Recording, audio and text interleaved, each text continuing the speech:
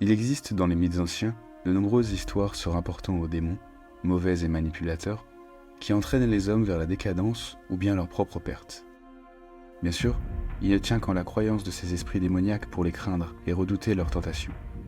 Pourtant, et je m'adresse ici aux sceptiques et cartésiens, il existe ici sur Terre, dans nos cœurs, un démon terriblement efficace. Il s'agit de ce démon qui nous fait tomber les armes, qui nous fait ployer les chines face au pire despote, et dont la Boétie parlait en ces termes. La première raison de la servitude volontaire, c'est l'habitude. L'habitude est un démon. Comment expliquer autrement la posture des peuples opprimés, une posture de faiblesse et de résignation, face aux despotes, dictateurs ou dirigeants corrompus, oxymore, qui les gouvernent? Si vous êtes choqué par ces mots, je vous comprends. Il y a dans le texte de la Boétie une certaine violence, provenant de la terrible remise en question que nous devons faire pendant la lecture du discours de la servitude volontaire. En effet, le tyran n'est qu'un homme, le peuple est légion, et pourtant, nous nous laissons parfois gouverner injustement. Je vous propose ici de voir, à travers Étienne de la Boétie et ses écrits, ce qui nous tient en otage et pourquoi les chaînes de l'homme sont en réalité bien fragiles.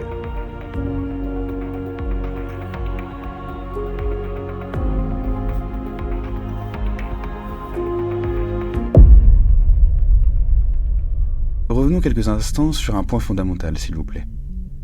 Le tyran et son cercle ne sont qu'une minorité.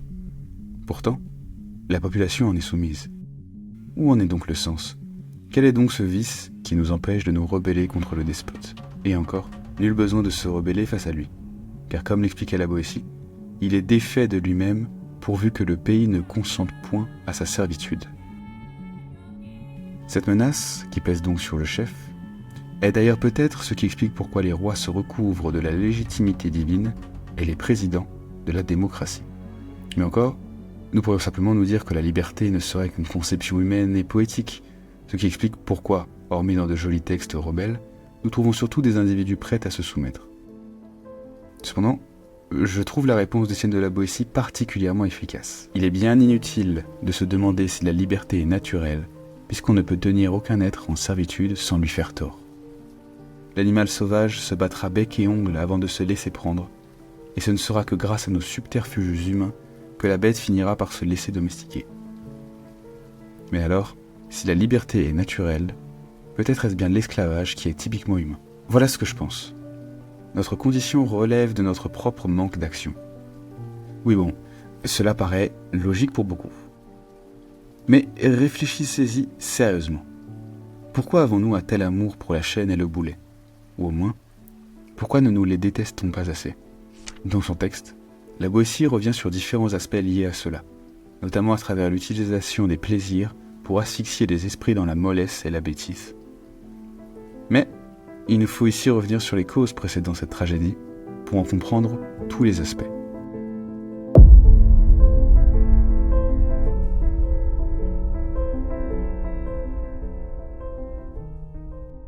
Je pense que l'homme n'est pas un animal né avec une laisse autour du cou.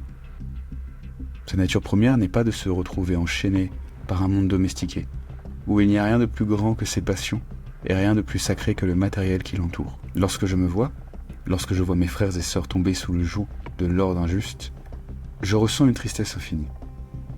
La flamme qui devrait brûler en nous est presque éteinte, et je ne peux que m'accrocher à ces mots pour espérer voir la tendance s'inverser. Borné dans sa nature, infini dans ses vœux, l'homme est un dieu tombé, qui se souvient des cieux. C'est ce souvenir des cieux, et donc d'un autre temps, qui me fait penser que même en l'homme le plus domestiqué de ce monde, réside l'étincelle pétillante de la liberté. Mais en un sens, ce n'est pas complètement de notre faute. L'éducation, ou bien plutôt le dressage, est ce qui maintient un peuple dans l'attente d'un maître.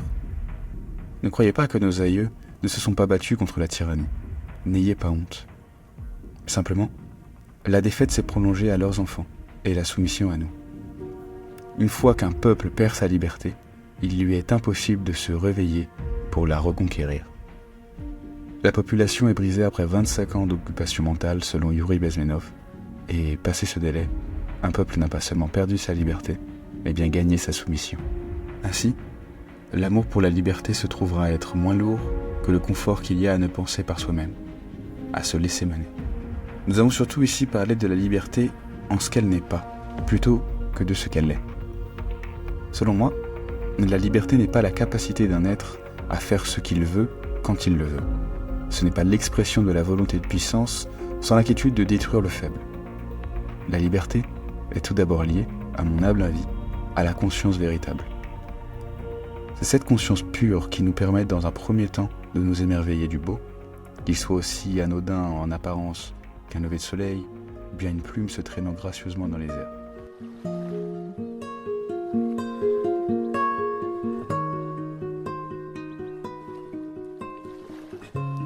La liberté conscientisée peut avoir l'apparence d'une morale, mais je ne pense pas qu'elle le soit réellement. Selon moi, liberté et responsabilité vont de pair.